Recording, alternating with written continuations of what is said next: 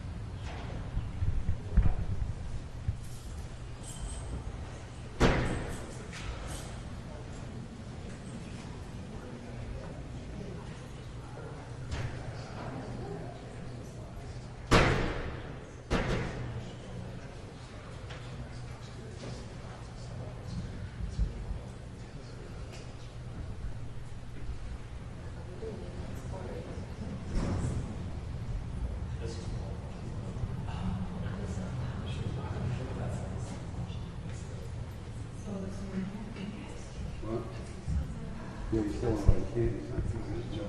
Is anybody getting pictures there? You're getting pictures of Trump? No, he's not. He's right behind the wall.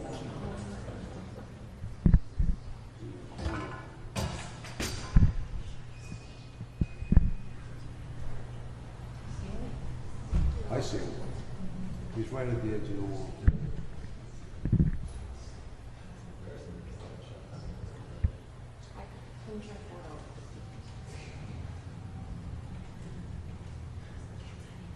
He's going over the notes.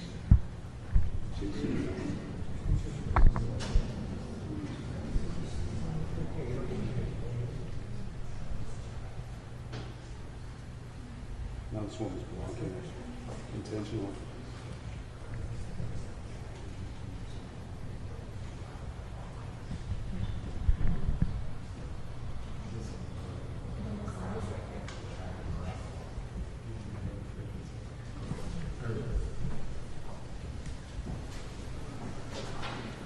Mr. Trump, do you plan to testify?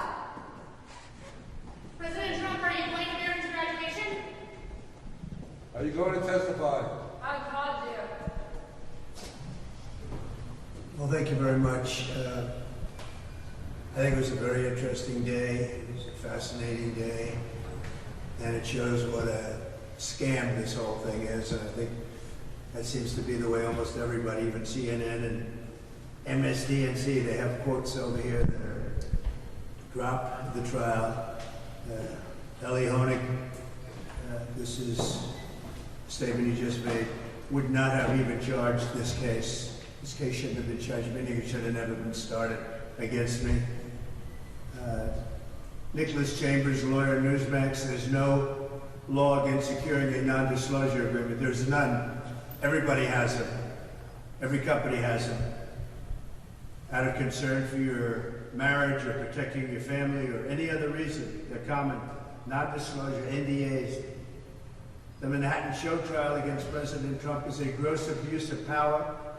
It's a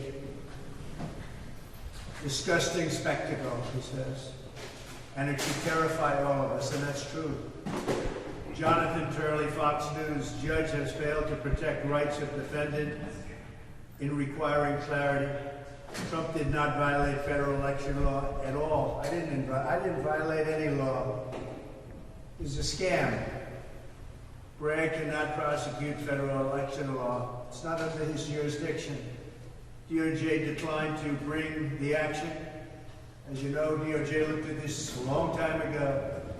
This case that was going to be brought, which it should have never been brought, should have been brought 7 or 8 years ago.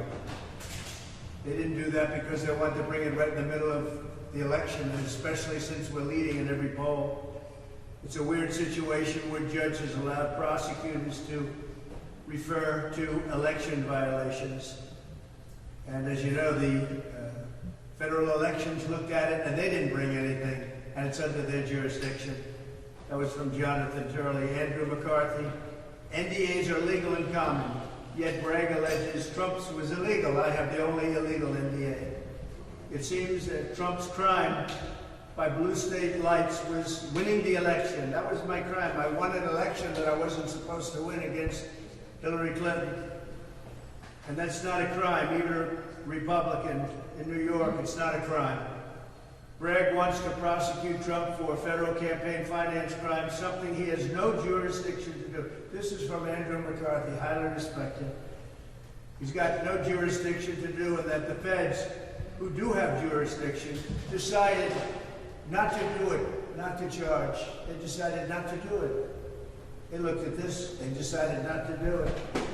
This was Bragg, who, by the way, didn't want to do it himself. And then when I started running, when I announced that I was running, all of a sudden it became a hot item again. This is a political persecution. Human Events editorial board, this case is a joke. Ashton Kutcher's going to pop and left to tell us that we've been pumped. I think I know what that means. The series of glorified legal pranks has seriously called into question the impartiality of the American justice system. Justice is blind, yet, unlike this case, justice is not dumb. Would appreciate it if they do the right thing. We would very much appreciate it if they do the right thing. Sean Hannity, Fox News. How did they come to this legal theory? Shows there is a problem with our legal system. We're supposed to believe in equal justice under the law, and this is not happening in America. Michael Goodwin of the New York Post, highly respected media obsession about the partisan show trial of defendant Donald Trump is obscuring a far more significant truth about him. Candidate Trump has opened up his biggest lead in the presidential campaign. Polls of battleground states, along with such evidence and such other evidence as the enormous turnout of over 100,000 people in New Jersey rally this last weekend, and dispirited concessions by Joe Biden supporters signal that we've reached a turning point in the battle for the White House. It's all a big disgrace. It's all political. Jason Cohen, the Daily Caller, respected voters told MSNBC the cases have increased their support for Trump. They went out to the voters and they said, we like Trump a lot better now because they see what's happening with this horrible witch hunt. It said, I've talked to many people who formerly identified as a Democrat. A certain voter, I won't use the name, but said they have changed their political persuasion to independent and are now looking forward to voting, very forward to voting for Donald Trump. These are people that were Democrats and they're looking to vote for Donald Trump. Trump support with the black men has surged in all 7 battleground states by large numbers. CNN Chief National Affairs Correspondent Jeff Zeleny said Monday that swing state voters tell him they're disgusted and tired of what's going on here with the Trump trial. Charles Compton, New York Post, had this case gone to an elected New York State Supreme Court judge, elected is the word, chances are he or she would have dismissed such a baseless political persecution or prosecution against Trump. However, acting Supreme Court justices like Juan Merchan are political appointees subject to political manipulation. That's true.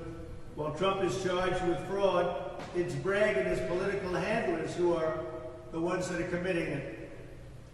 Andrew and Katie Cherkowski, these are high-level lawyers, very prominent. New York case against Donald Trump is drawing to a close, but one critical aspect seems to be missing. Where's the crime? These are 2 very powerful, very good lawyers, highly respected. Mike Davis, highly respected. This is blatant lawfare and election interference by the radical Democrats, including President Biden himself. Oh, Biden is charged, and the one circling that beautiful resolute desk in the Oval Office. Democrats do not have a case against President Trump. This is a witch hunt This is a prosecution without a case. This is all political. This is done to damage a political opponent like a third world country would do. Jeremy Hunt, Fox News. This is about one man, Alvin Bragg, who puts his political ambition over the rule of law and the judicial system. And New York has got to do something about what's happening, because you look at Judge Engoron, you look at Judge Kaplan, what they've done, it's disgraceful. Everyone's laughing at the New York system, and companies are leaving, people are leaving, but major companies with tremendous taxpayer dollars and employers of millions of people, literally, people are leaving. They're taking their companies, and they're all watching this case, and they're watching Engoron too, and they're watching Kaplan. Tom Fitton, the Biden Democratic Party sham, and the sham trial and other abuses of Trump are an international scandal that harms America. It really does. It really harms America.